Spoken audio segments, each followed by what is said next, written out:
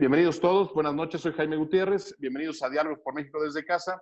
Es un orgullo y un honor contar hoy con Salomón Chertoriski. Salomón estudió en el ITAM, estudió en Harvard, fue secretario de Salud, fue titular del Seguro Popular y pues hoy para mí es un orgullo tenerlo en esta plática. Salomón, de verdad, muy agradecido de que nos hayas donado esta hora de tu tiempo para estar con nosotros. Y pues adelante, no digo más para que el micrófono sea tuyo. No, Jaime, te agradezco muchísimo la invitación, a ti, a Carlos y a quienes han organizado desde hace ya varios meses, aprovechando este tiempo de sana distancia, de distanciamiento físico, pues para seguirnos encontrando y para mostrar y demostrar que lo que vivimos es un distanciamiento físico y no social, que lo social se sigue dando, el diálogo se sigue dando y qué gusto poder participar en estos diálogos por México. Veo a muchos amigos, como decía, y amigas conocidas.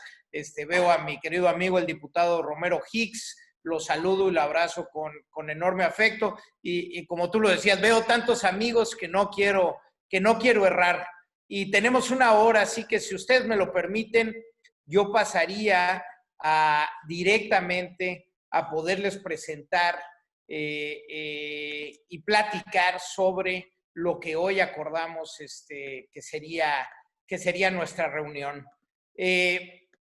Quiero hablar de la gestión de México ante la pandemia. Si me hubieran invitado hace 2 meses, pues platicaríamos de qué está pasando, de cómo vamos, de qué más tenemos que hacer.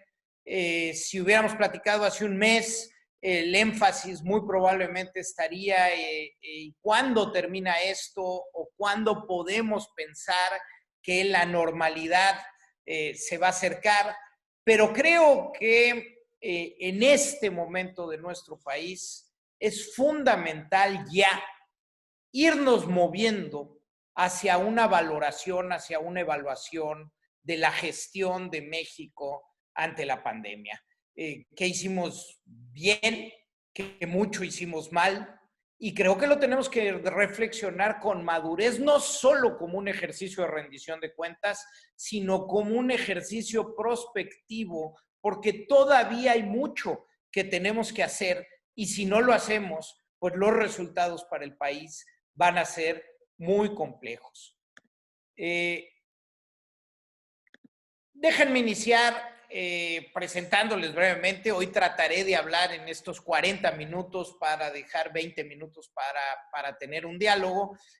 Trataré de hablar de esto que nos está pasando, la nueva realidad. Ojalá, Jaime, como dices, y veo muchos de tus invitados, pues la mía pudiera ser también una plática de ánimo, de qué cosas podemos construir conjuntamente, pero otra vez, creo yo que dada la dimensión de las crisis, y hablo en plural, de la crisis sanitaria, la crisis económica y por supuesto la crisis social y de seguridad que estamos viviendo en el país, pues también tenemos que darnos el espacio para discutirlo y dialogarlo con toda seriedad, con toda puntualidad. Entonces voy a hablar un poco de esta nueva realidad del COVID en el mundo, por supuesto la llegada de la pandemia a México. Como ya les decía, quiero que iniciemos un diálogo y estamos haciendo un trabajo desde el Consejo Consultivo Ciudadano que presido, el Consejo de Pensando en México, un estudio muy serio para poder hablar sobre la gestión gubernamental de la pandemia y por supuesto terminaré con algunas recomendaciones pues de lo que tendríamos que estar haciendo como país, de lo que podemos hacer desde la empresa, desde lo que podemos hacer en lo individual y por supuesto pues alguna conclusión. Permítame entonces empezar con un concepto que lo he mencionado en otras ocasiones y no por ello quiero dejar de hacerlo esta noche. Y es que lo que estamos viviendo cambia más que nunca en todo momento y por tanto es necesario tener toda la información que esté a nuestro alcance, pero no solo tenerla, sino hacer uso de ella. Yo digo que estamos viviendo una época cuyo símil es como el Waze. Cuando salimos de casa y marcamos en nuestro celular cuál va a ser nuestro destino, pues en el momento nos calcula una ruta, nos dice vas a hacer 29 minutos a tu oficina y esta es la mejor ruta. Pasan tan solo 5 minutos y después de esos 5 minutos ya tuvo el Waze nueva información, nueva inteligencia y con eso recalcula y te dice, mira, ya vas a hacer 33 minutos y te estoy recomendando esta nueva ruta. Ya depende de nosotros si utilizamos esa información para tomar la mejor ruta posible. Hay gente, como veremos y lo platicaré, pues que va al aeropuerto en la Ciudad de México, que pensó desde la mañana que se iba a ir por el viaducto, que el Waze le dice que el viaducto está bloqueado con un camión que se volteó, pero aún así él dijo o ella dijo que era por el viaducto y entonces aunque esté bloqueado el viaducto, pues nos vamos por ahí. Eso se llama necedad y es mucho de lo que estamos viviendo en las decisiones de nuestro gobierno. Pero para mí lo más importante es que necesitamos ser conscientes que la información es tan cambiante que requiere de capacidad para la adaptación y para utilizar esa información en favor de lo que sigue.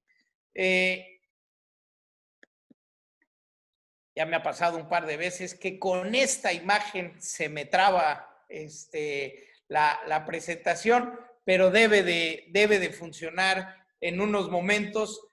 Mientras tanto, les sigo platicando. Aquí ya está la que sigue. Incluso se me adelantó. Aquí ya está. Empezamos con el COVID. Bueno, pues ya sabemos, tuvimos un nuevo bicho en el mundo, estos que históricamente nos han llegado y que nos seguirán llegando. Más con la relación con el medio ambiente que hoy tenemos, la relación que tenemos con los animales, pues es muy normal que de repente un virus, un coronavirus, como es el caso, pues nos llegue, se transmita de animales a humanos y empiece a hacer de las suyas. Y digo que es normal y es parte de nuestra historia porque pues, lo hemos tenido desde la histórica peste negra en el siglo XIV, digo, del lejano oriente hasta matar al 25% de la población inglesa, pues fueron 10 años, pero se expandió por el mundo poblado en ese momento. La más reciente, grande, y que recordamos como un gran punto de quiebre de la humanidad, la famosa fiebre española en el 18-19 del siglo pasado. Y después de ello, en este siglo, pues tenemos y nos han acompañado varias. Nos han acompañado coronavirus, como es el caso del SARS. Nos ha acompañado otro coronavirus, que es el famoso MERS, que también es en el Medio Oriente se desarrolló, pero también es una afección a el sistema respiratorio. Y bueno, y tenemos en este 2019 la llegada del SARS-CoV-2 como un nuevo coronavirus. Cuando digo que debemos de recalcular, les doy un dato. Los primeros estudios que tuvimos de Wuhan, China, en la provincia de Hubei, fueron de que la tasa de contagios estaba, la famosa R0, de la que se habla en epidemiología, que es cuántas personas se contagiarán por cada uno que está contagiado. Nos hablaban de alrededor de 2.3 personas. Bueno, era mucho más alta que la influenza, que es 1.3, pero era un número que se estimaba iba a ser un crecimiento de contagios más lento. Hoy sabemos que la R0 está en 5.7 y ahí conocemos, sabemos que de ahí deriva por este gran número de personas contagiadas por cada uno de los que estamos susceptibles o infectados, pues deriva una de las grandes razones por la propagación que ha sucedido. Lo que no ha cambiado, por ejemplo, es el número de personas que serán asintomáticas o con síntomas leves, y hoy sabemos que eso se ha mantenido más o menos constante. El COVID empieza en Wuhan y se va moviendo al mundo. Hoy son más de 8.2 millones ya los casos confirmados de contagios. Empieza en China, se va a Asia, llega y es cuando empezamos a abrir los ojos de lo que venía cuando esto llega al norte de Italia, a España y Europa occidental en su conjunto, y después cruza los océanos, llega, por supuesto, pues a América. Y hoy el foco más relevante todavía de contagios se está dando principalmente en América. Y como ustedes pueden ver, y aquí lo señalo, pues es México uno de los países en donde más está creciendo, porque ya Chile, Perú, sus tasas de contagio van disminuyendo. El caso de Brasil, pues es un caso paradigmático. Yo creo que muy probablemente va a ser la medalla de oro en mal manejo por parte de un gobierno, pero no vamos a estar muy lejos en esa triste competencia. El número de defunciones, pues altísimo, otra vez, porque se calcula que alrededor de 5% de todas las personas que estemos infectadas, 5% van a requerir atención médica en un hospital y esa atención médica va a ser por casos severos. Los casos severos muchas veces van a requerir la terapia intensiva y por tanto la asistencia respiratoria a través de un ventilador mecánico. Los casos de fallecimientos en el mundo se han ido creciendo. Hoy lo sabemos. Ya se me volvió a trabar. Ya vi cuando tiene bonitas animaciones mi presentación, como este mapa que iba apareciendo los dolorosos fallecimientos, pues se me traba. Pero bueno, ya me dijeron mis hijas que tengo que cambiar de computadora, pero me rehúso y sigo teniendo mi computadora viejita. Pero bueno, ¿cómo nos agarra México? Nos agarra, lo conoce muy bien el diputado Romero Hicks, lo conoce muy bien Jaime, que dirigió en ese momento era Prospera, hoy difunto Prospera, pero bueno, pues que México tiene un sistema de salud con muchas fortalezas, un sistema que se ha construido a lo largo de varias décadas, en donde sobre los hombros de médicos, médicas, enfermeros, enfermeras, un sistema de salud que ha atendido con todas sus limitaciones y lejísimos de ser perfecto, ha atendido a las mexicanas y a los mexicanos, ha logrado que la esperanza de vida aumente, logró terminar con muchos de los padecimientos que antes nos aquejaban. Por supuesto, hoy tenemos otros temas, sobre todo las enfermedades crónicas no transmitibles que tenemos que atender, pero el sistema de salud mexicano, con sus divisiones, con todas sus flaquezas, con la falta de inversión que hemos hecho, es un sistema que sin lugar a duda creció, que por lo menos desde la década de los 80 con el maestro Soberón y después el maestro Cumate y quienes lo seguimos, se fue consolidando como un sistema robusto.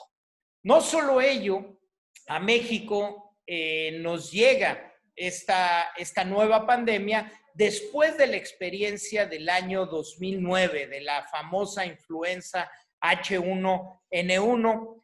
A mí me toca dirigir el cuarto de guerra en esta, y las diferencias profundas. La primera es que México en ese momento fue el Wuhan del mundo. Es decir, el epicentro se dio en México y particularmente en la Ciudad de México. Ahora bien, en ese momento, si bien sabíamos que la tasa de contagio era desconocida con los primeros casos que tuvimos, si bien supimos que la tasa de mortandad era desconocida en ese momento, muy pronto, después de mucho trabajo, y digo mucho trabajo porque en el año 2009 México ni siquiera tenía la capacidad para hacer el diagnóstico en nuestros propios laboratorios. Tuvimos que conocer que efectivamente era una nueva cepa de influenza cuando lo mandamos a Canadá y a los Estados Unidos y tardamos en poder hacer nuestros propios diagnósticos. Pero, en fin, cambió muy rápido la perspectiva de la influenza cuando supimos que, primero, no era tan letal, no era tan contagiosa o tan diferente a otras cepas de la propia influenza, y una cosa fundamental, que había tratamiento. Cuando el antiviral, ustedes recordarán el famoso Tamiflu o oseltamivir, funcionó, cuando este se tomaba en las primeras 48 horas, este te cura. Cuando hay un tratamiento, la cosa es completamente diferente. Pero lo que más me importa resaltar en este tema de México en el 2009 es que por lo que ahí vivimos, fortalecimos nuestro sistema de vigilancia epidemiológica y nuestro sistema de diagnóstico. Entonces, un sistema de salud que por décadas se fortaleció, un aprendizaje muy importante en el 2009, pero nos agarra con un sistema de salud que, si bien tenía esas fortalezas, se fue debilitando estructuralmente en los últimos años. Los recortes presupuestales empezaron en el año 2016 y se acrecentaron de manera muy relevante en el año 2019 y en el año 2020. La desaparición del Seguro Popular es una de las grandes desgracias que nos han ocurrido como país en los últimos meses. 53 millones de mexicanas y mexicanos que ya tenían un mecanismo, lo repito con toda insistencia, lejos de ser perfecto, pero con enormes bondades y enormes posibilidades de mejora. Pero este desapareció el último día del año pasado. Entonces, sin sistema de financiamiento para la mitad de la población mexicana, con un sistema de salud estructuralmente debilitado en los últimos años. Pongo un solo ejemplo, la Dirección General de Vigilancia Epidemiológica, que es la mera importante para empezar a hacer el trabajo cuando llega una pandemia, inicia este 2020 con 57 millones de pesos menos de los que tuvo en el 2019. El INDRE, el famoso laboratorio donde podemos hacer las pruebas, se da e inicia esta pandemia sin director, sin cabeza, sin directora. Estamos, insisto, con un sistema muy debilitado. No debo de recordarles, por ejemplo, pues la dolorosa tristeza que es ver a las mamás y a los papás de niños con cáncer exigiendo al gobierno federal el abasto de los medicamentos. Pero esto se dio porque el gobierno federal entrante quiso cambiar todos los mecanismos de compra. Y otra vez, no se puede decir que no se pudiera mejorar, pero cuando quieres hacer el borrón y cuenta nueva, como diría mi abuelita, corres el riesgo de tirar el agua sucia de la bañera con todo y el niño. Y en muchos de los casos, eso es lo que sucedió. Menos dinero y ese dinero administrado y manejado con muchísimas impericias. Así nos agarra el sistema de salud cuando llega la pandemia a nuestro país. Ahora bien, el sistema de salud funciona y funciona todos los días con muchas más limitaciones. Pero les digo algunas cifras. El sistema de salud en nuestro país en el año 2018, hasta el último día del 2018, atendía a cerca de 1 millón de mexicanas y mexicanos todos los días. 4,500 niñas y niños nacían en los hospitales públicos de nuestro país. Entonces, por supuesto, cuando un sistema que está operando a tope, con recursos escasos, llega a tener que enfrentar una pandemia, pues las propias capacidades instaladas se pueden ver en apuros. Esto no solo para México, en general para el mundo, y mucho más apremiante para México, insisto, porque nos agarra en un momento en donde la inversión se fue limitando. Al día de hoy, lo que sabemos y la tan citada curva de la epidemia, esta curva famosa de Bell, que queríamos aplanar, que un día sí y otro también nos dijeron pues, que se había aplanado, pues sí, porque todo el objetivo de las políticas de gobierno son y tienen que ser tendientes para que en una pandemia se pueda aplanar, porque con eso no rebasas la capacidad del sistema de salud y puedes atender a los casos graves que te lleguen. Ese es el tema fundamental, y por eso las medidas de distanciamiento físico para poder aplanar la creciente de la curva, por eso las medidas de higiene, por eso se cierran escuelas, por eso se cierran universidades. Cuando lo haces bien, aplanas la curva. Cuando lo transmites y lo comunicas bien, aplanas la curva.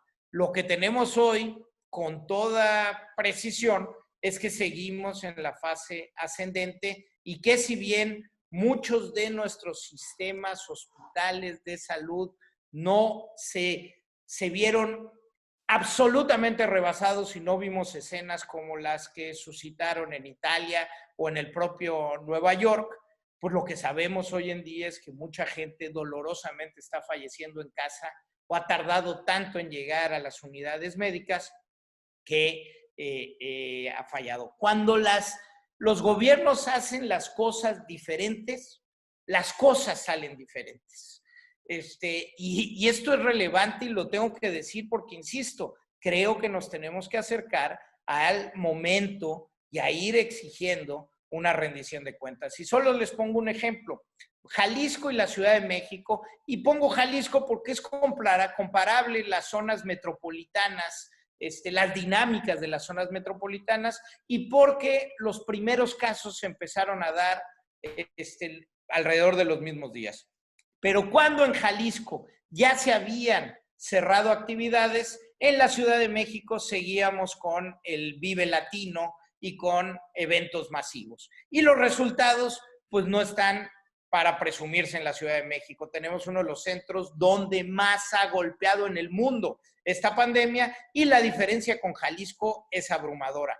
Hasta los últimos días, en Jalisco, por cada fallecimiento que se presentaba, en la Ciudad de México teníamos 18.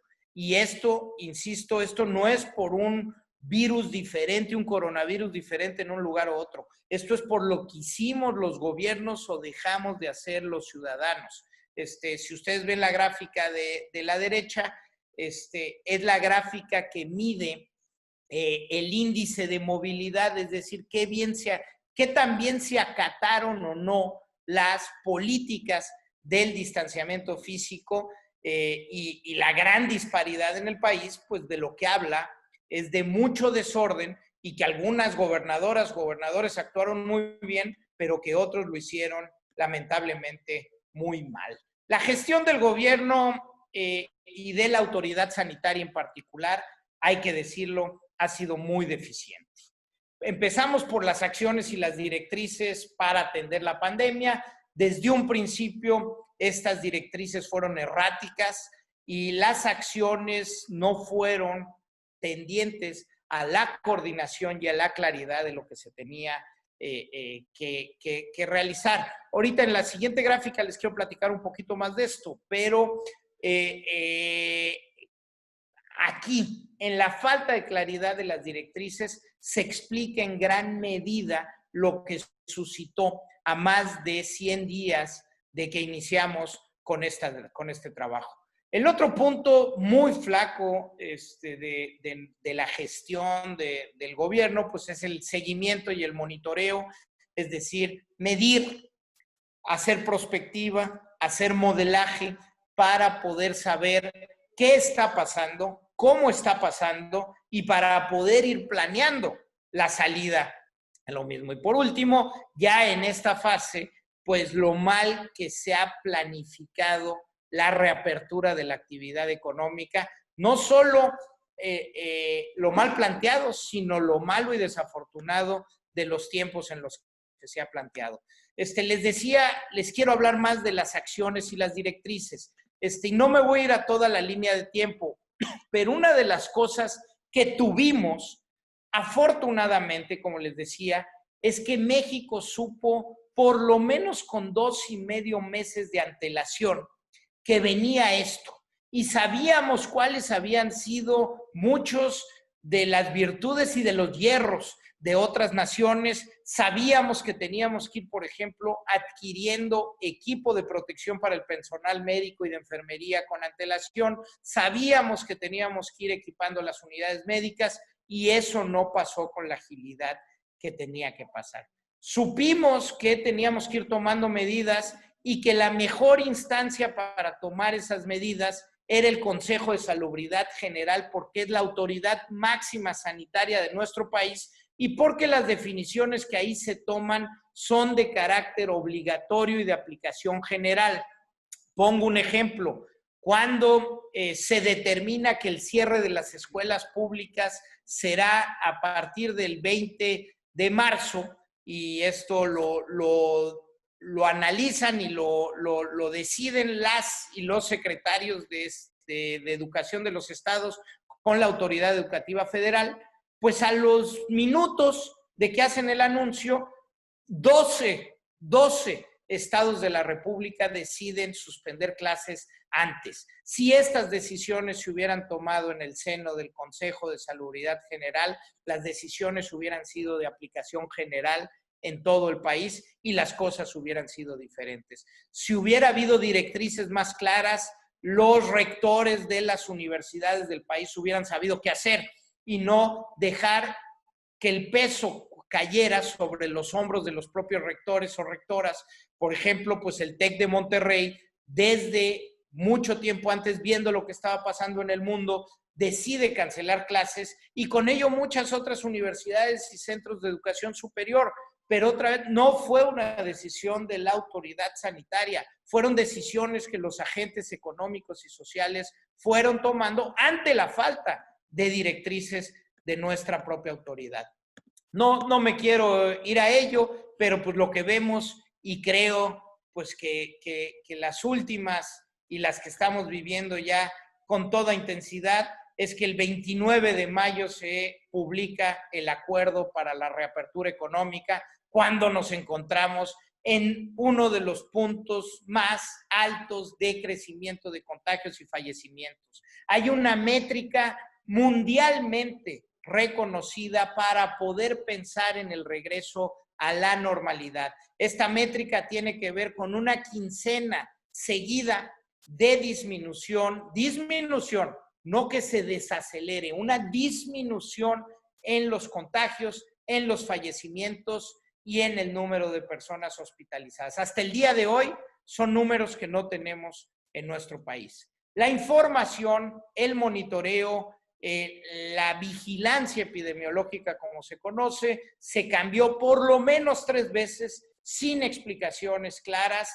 y sin mecanismos que permitieran a la gente en general y a los tomadores de decisiones saber con prontitud qué estaba pasando. Al principio fuimos muy lentos en la primera fase para hacer pruebas diagnósticas. Solo aquellos que tenían antecedente de viaje más síntomas, ni siquiera alguien que llegaba con síntomas, si no había venido de China, se le iba a hacer una prueba. En la fase 2 se optó por el modelo Centinela, este modelo que sirve muy bien para otros padecimientos, particularmente respiratorios, particularmente para monitorear cómo va un año normal en materia de influenza, pero que no sirve para una pandemia con un biológico nuevo, porque no tenemos los antecedentes para ir. Tenemos que conocer a profundidad cómo se está dando el crecimiento en una población más amplia. Y el modelo Centinela ni siquiera tiene en los puntos que se toma una representatividad que permita extrapolar a lo que está pasando en el resto del país. Y por último, pues se elimina el modelo Centinela y en la fase 3 se va a tomar en las unidades monitoras de enfermedades respiratorias, en los hospitales donde están llegando pacientes, vaya, y se le está tomando a todos los pacientes. En concreto, en este tema, el gobierno decidió deliberadamente hacer poquísimas pruebas. Y aquí quiero regresar al Waze.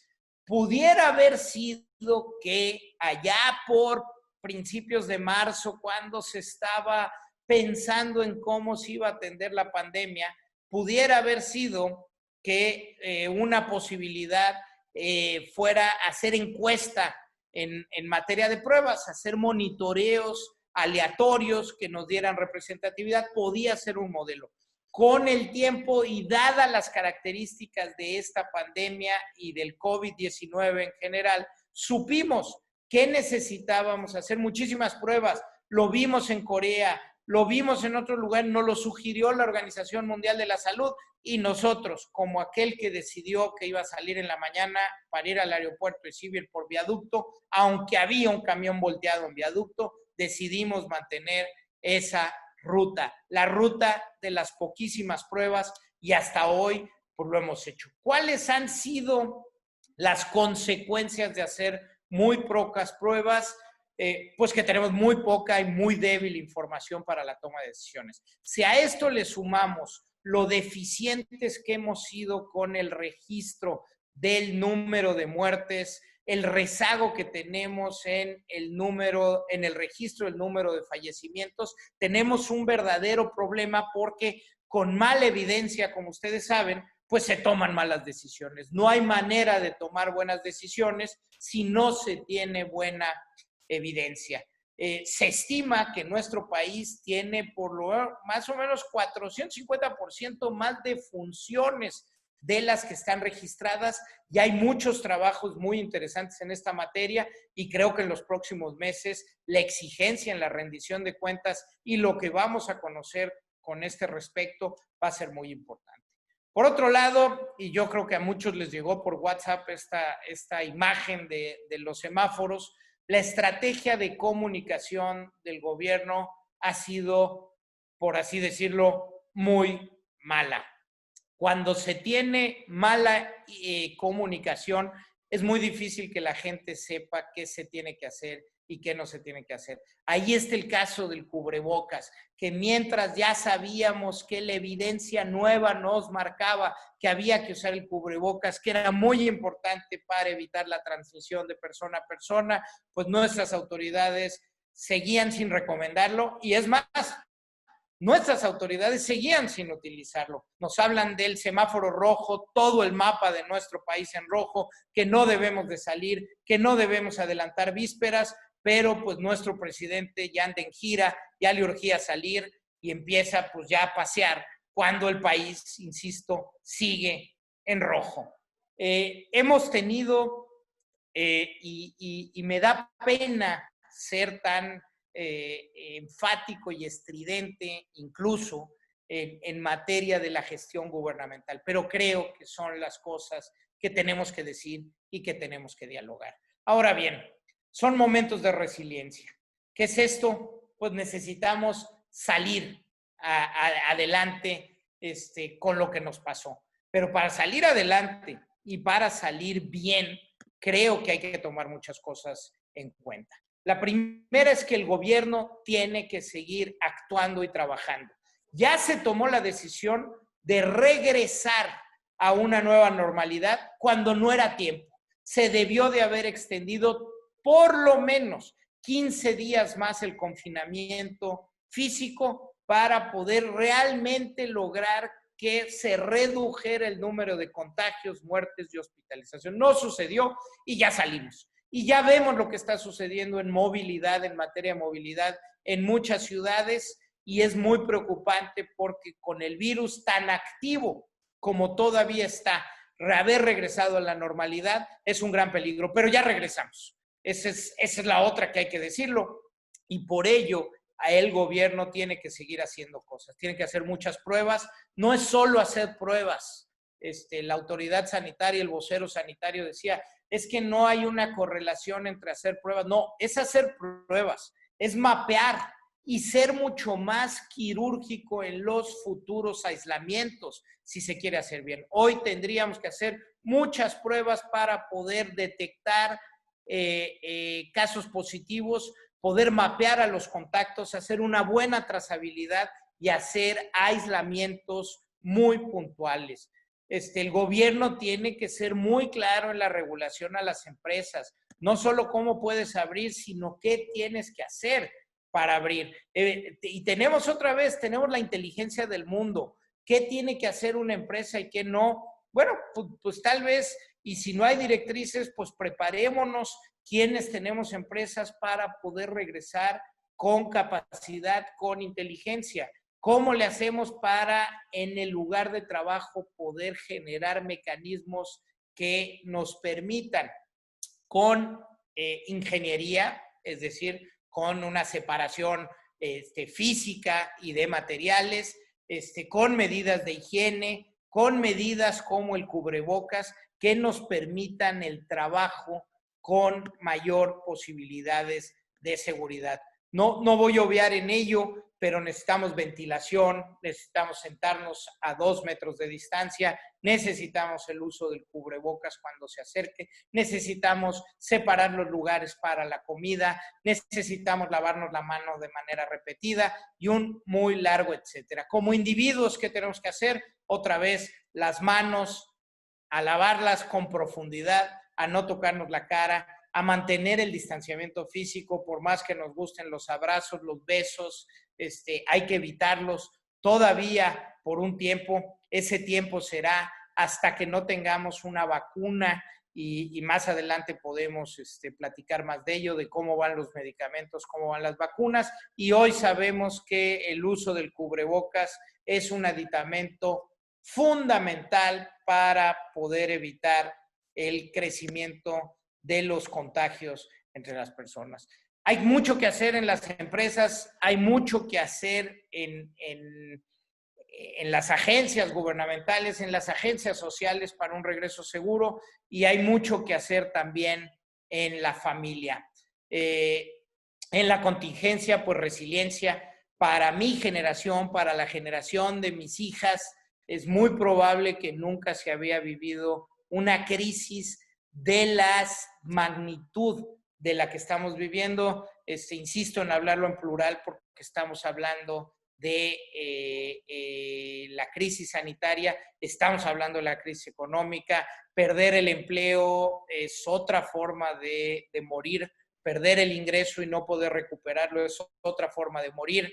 Pero no íbamos a hablar hoy de economía, pero es connatural a la posibilidad de atender la crisis sanitaria el hablar por lo menos del tema del ingreso para las personas, el ingreso vital o un ingreso sustituto solidario para aquellos que están por perder el trabajo, que están perdiendo el ingreso. Pero tenemos que hablar de esas cosas y las tenemos que hablar en el seno del hogar.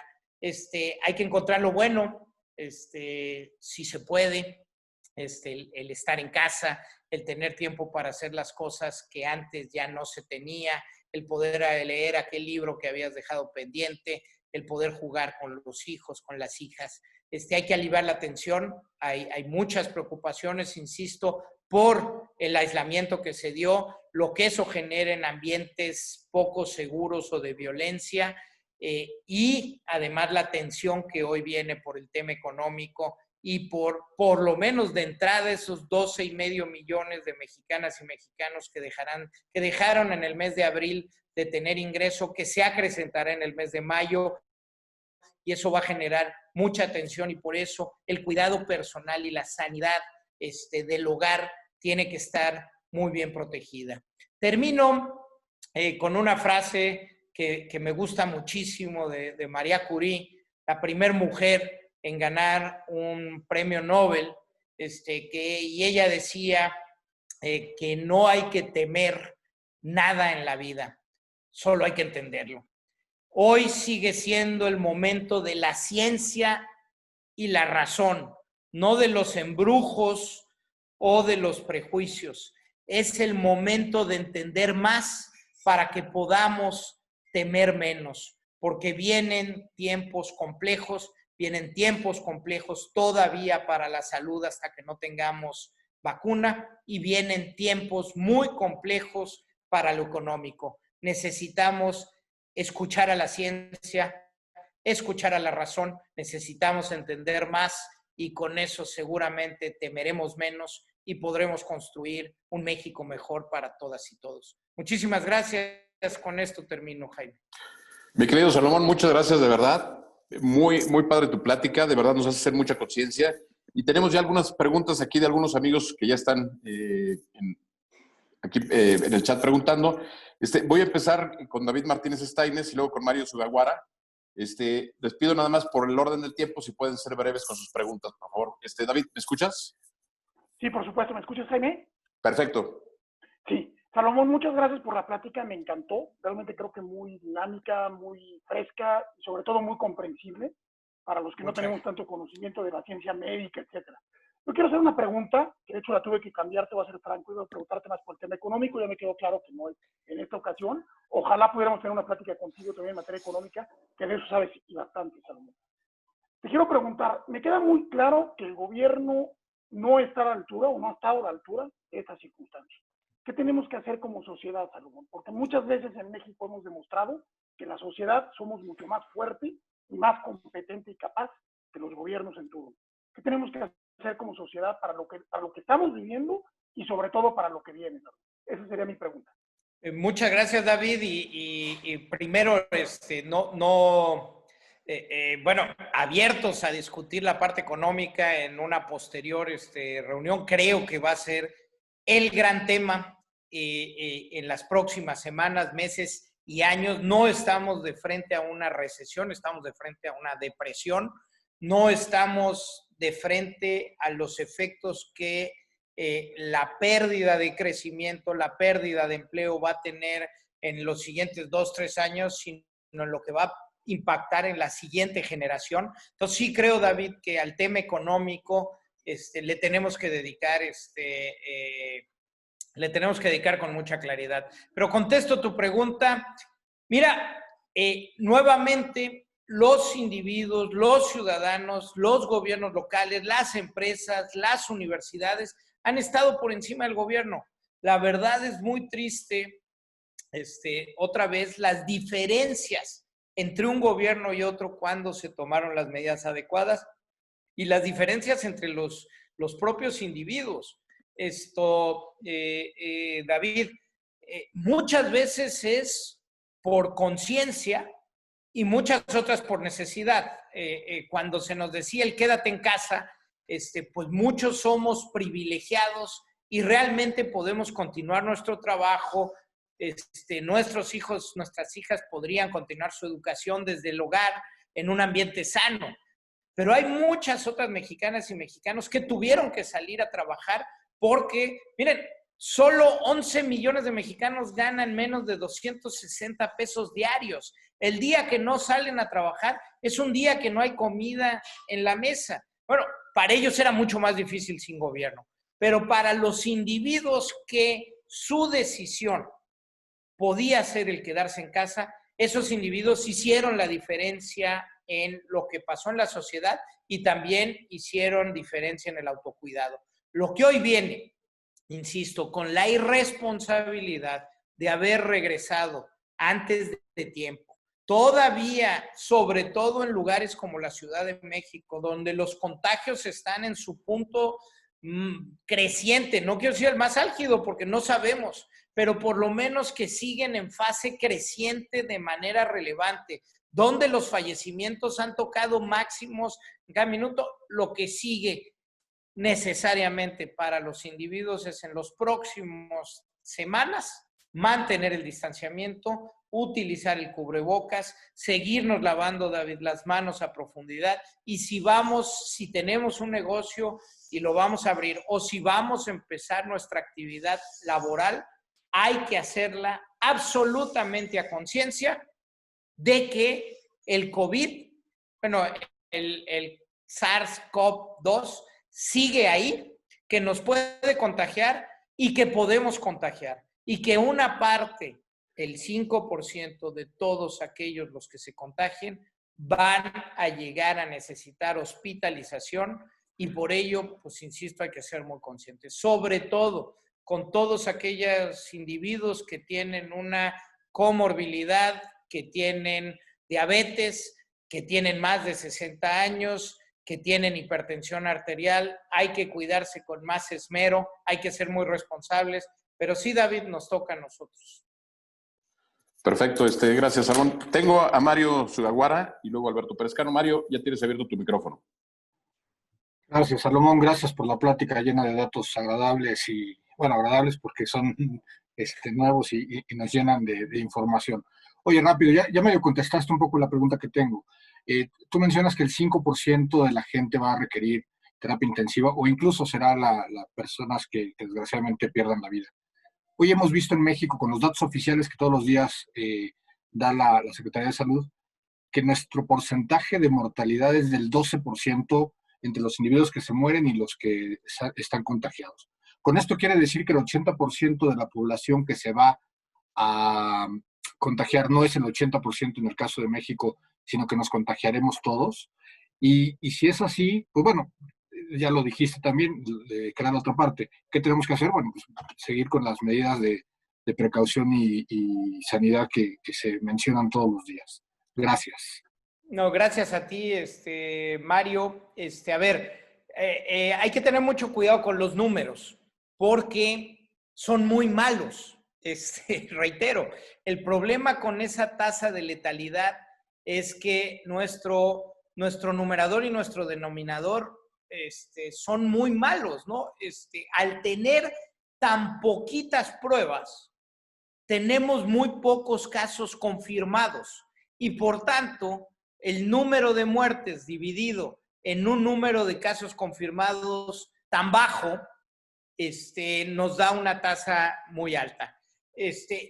Bueno, con eso no se excusa, Mario, que México, una vez que tengamos más información y que sepamos la realidad en cuanto a los fallecimientos, vamos a poder hacer mejores cálculos y seguramente tendremos una alta tasa de letalidad, sobre todo por las comorbilidades, por el tema de obesidad y el tema de diabetes. No somos una población tan vieja como el caso de Italia, por ejemplo, en donde pareciera que ese factor jugó un papel relevante. Pero en el caso de la población mexicana, sí el tema de la obesidad, el tema de la diabetes, parecen jugar un papel en la gravedad con la que se catapulta, digámoslo así, el padecimiento una vez que llegas a la unidad médica. Pero pues vamos a esperar y todavía hay muchas cosas que desconocemos y que vamos a tener que ir con los días aprendiendo y mejorando en cuanto a la información y la toma de decisiones. Es un hecho que nos tenemos que seguir cuidando hasta que no haya vacuna o un tratamiento. Va avanzando el mundo. La vacuna sí es el momento en donde pues se acabó el problema. Pero ojo, hoy hay alrededor de 10 vacunas ya en la fase 2. La fase 2 es en humanos, ya pasaste laboratorio, ya pasaste animales, estás en humanos viendo la toxicidad de la propia vacuna, es decir, que el daño que te puede hacer lo vas midiendo todavía en un grupo de población muy pequeña, y en la fase 3 ya pasas a pruebas masivas, ya que sabes que no hay un riesgo, pasas a ver qué tanto va a funcionar en una población. Ya hay solicitudes de permiso para pasar a fase 3 en por lo menos 2 vacunas, va avanzando bien ello, pero muy probablemente, y ojalá y me equivoque, esto no va a estar antes de 2 años. Vaya, hay vacunas que no se han logrado, la del VIH, que empezó la pandemia del VIH-Sida en los 80, pues son 40 años y hoy no tenemos una vacuna. Es un virus más complicado, nos explican los especialistas, pero hay virus que no tienen hoy una vacuna.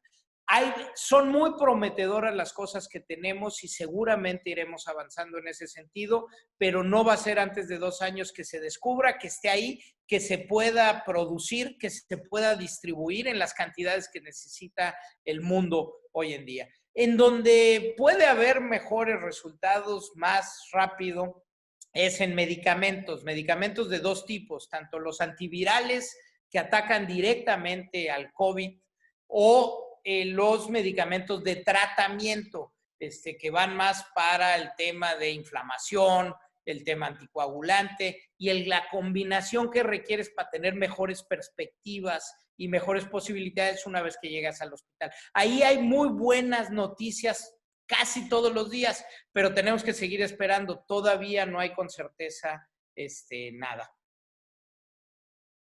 Perfecto. Tengo aquí a Alberto Perescano. Alberto, ¿me escuchas? Ya estoy. Perfecto. Muy bien. Gracias, Salomón. Gracias, Jaime. Saludos. Hola. ¿Cómo estás, Alberto? Bien, gracias. Desde la última vez que almorzamos ahí en el Shelha, en la Condesa, muy rico. Exactamente.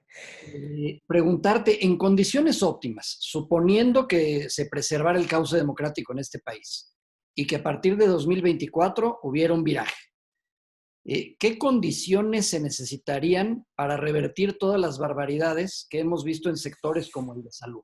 No me meto a todo lo demás, pero, por ejemplo, en el desmantelamiento del Seguro Popular, que ya satisfacía buena parte de los requerimientos de la población más necesitada, con menos posibilidades.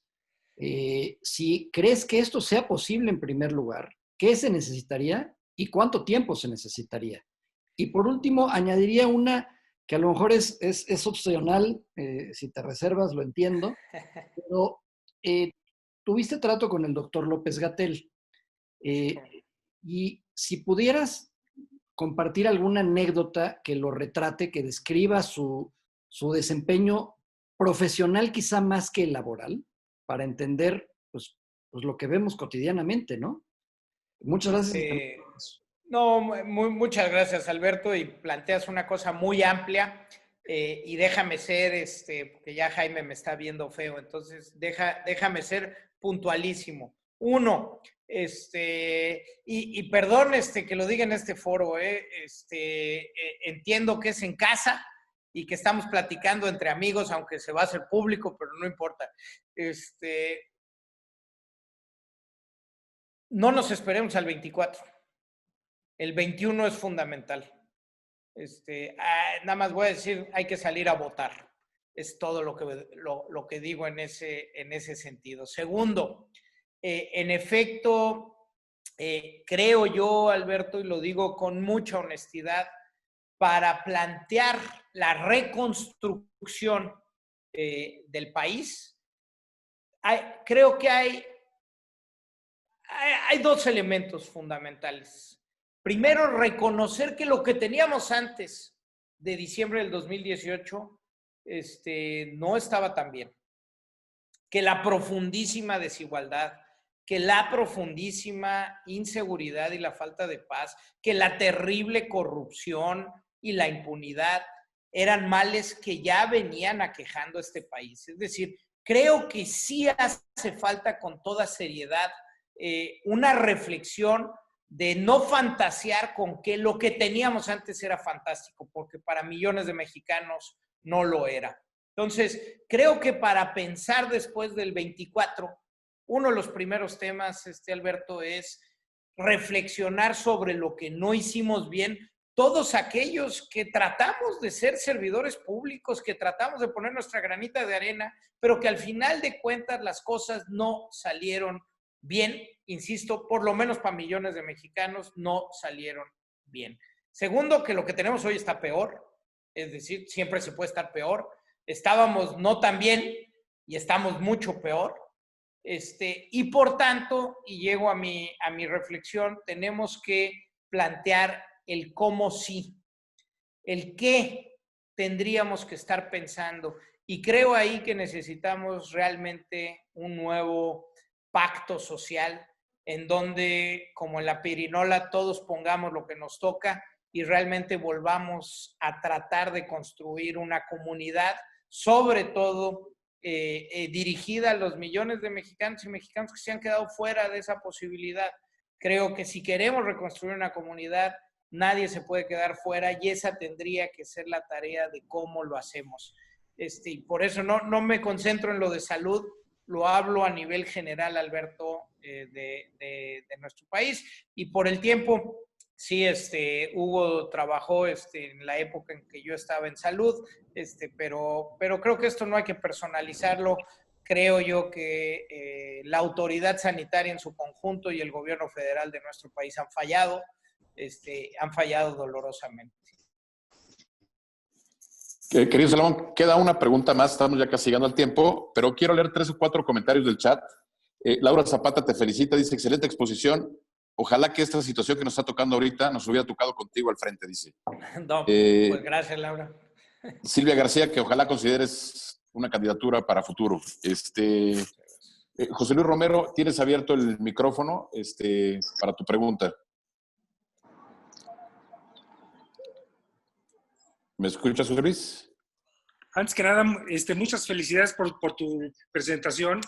Y yo la pregunta que te tengo es, con todos los errores que se han señalado y que tú has sido muy puntual en señalar, ¿de qué vamos a estar hablando en 90 días? ¿Vamos a tener rebrotes? ¿Vamos a tener mejores políticas económicas? ¿Cuáles van a ser las 8 columnas dentro de 90 días? Muchas gracias, José Luis.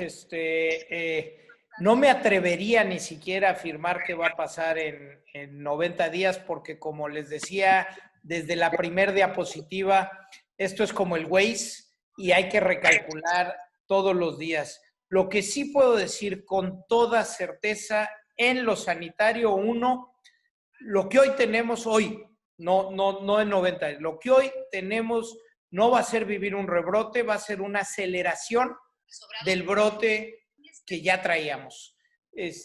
Dolorosamente, pues los contagios se van a magnificar y vamos a tardar mucho más en llegar a esa famosa meseta o cresta. Se puede, si los ciudadanos hacemos nuestra tarea, ir desacelerando, pero ese no va a ser un rebrote, insisto, va a ser un crecimiento todavía por un periodo de tiempo importante del brote actual.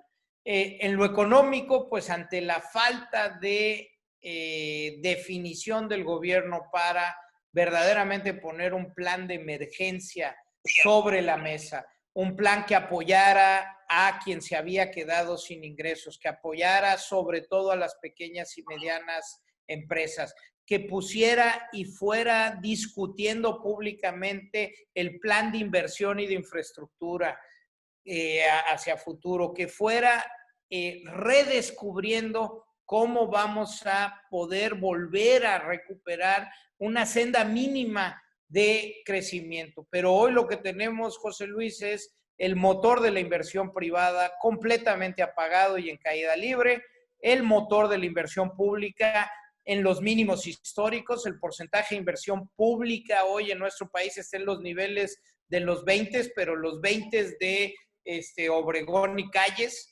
Eso es lo que estamos invirtiendo como porcentaje del Producto Interno Bruto en materia de infraestructura.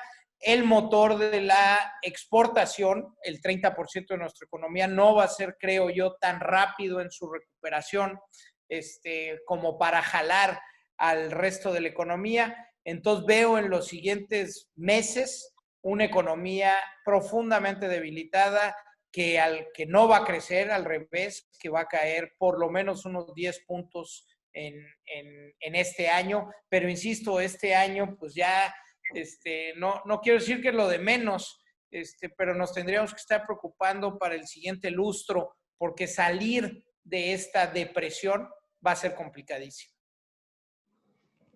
Perfecto, Salomón. Pues sé que hay todavía algunas preguntas pendientes, si nos las mandan vía chat para hacérselas llegar a Salomón y con esto terminar. Oye, Salomón, y a mí me gustaría, antes de que cerraras y nos dieras un último mensaje de tu parte, fíjate que cuando tú fuiste titular de lo que es el Seguro Popular de esta parte, con Prospera, oportunidades en tu entonces, había pláticas para las familias preventivas. A mí me queda claro que si tú estuvieras al frente, hubieras activado esa red de 28 millones de personas para poder llegar a través de esas pláticas bimestrales y poder hacer temas de prevención para la gente. Hoy, una de las cuestiones principales que se perdió, también aparte de todo el Seguro Popular, fueron todos estos mecanismos que teníamos para llegarle a la gente directamente en las comunidades. Y la segunda que te diría es, hoy tocaste 3 veces la palabra resiliencia, hablaste 3 veces en tu presentación, pues hoy el presidente le dedicó a la palabra resiliencia, diciendo que era una palabra muy técnica que no sabía qué significaba y que pedía de favor que pues ya no se utilizara o que no. Y cuando tú ves en el diccionario, lo que significa es la capacidad que tiene una persona para superar una situación traumática. Cuando tú ves que un presidente públicamente señala esto, pues entiendes por qué la pandemia está como está, ¿no? Entonces, perdón, no sé qué tengas de lo del Seguro Popular. No, coincido, Jaime, en tu primer comentario. Existían redes muy importantes para llegar a la población, sobre todo a la población más desfavorecida. Lo que fue Progresa, Oportunidades, Prospera, hoy desaparecido, era una red importantísima para poder conectar con la gente y para poder hacer de manera efectiva que llegara el apoyo económico. Y si otra vez sin plan, sin evidencia y por prejuicios, pues se decidió desaparecer y no tenemos o no conocemos hoy claramente cuál es el sustituto, porque no sabemos bien a bien dónde está el censo del bienestar, quiénes están incluidos en el censo del bienestar. Y como es nada más la transferencia económica, en efecto, como ya no está este componente del diálogo directo, de los talleres de capacitación para la prevención y la formación, pues sí tenemos un ausente en nuestro entramado estructural del Estado mexicano. Pero pues se ha ido debilitando en todos los espacios. Y pues termino, Jaime, en efecto, pues no usemos resiliencia. Entonces, si no le entendió el presidente a la palabra resiliencia, bueno, no la usemos. Hay un efecto ante una crisis en donde el efecto es traumático. Hay que tener, no solo la entereza, porque no es el echeleganismo, no es un decálogo, es realmente ponernos a trabajar entre todos, es poner por delante cómo construimos o reconstruimos una verdadera comunidad y hacer cada uno de nosotros lo que nos toca. Esto no va a salir por arte de magia y si queremos tratar de entregarles a nuestras hijas y nuestros hijos un mejor país del que nos fue entregado a nosotros, el camino se ve bien empedrado, pero hay que empezar desde hoy. Sí se puede, si nos decidimos los más, la pluralidad, a trabajarlo conjuntamente, trabajarlo con toda firmeza y sin miedo en el 21 y por supuesto a trabajarlo para el 24.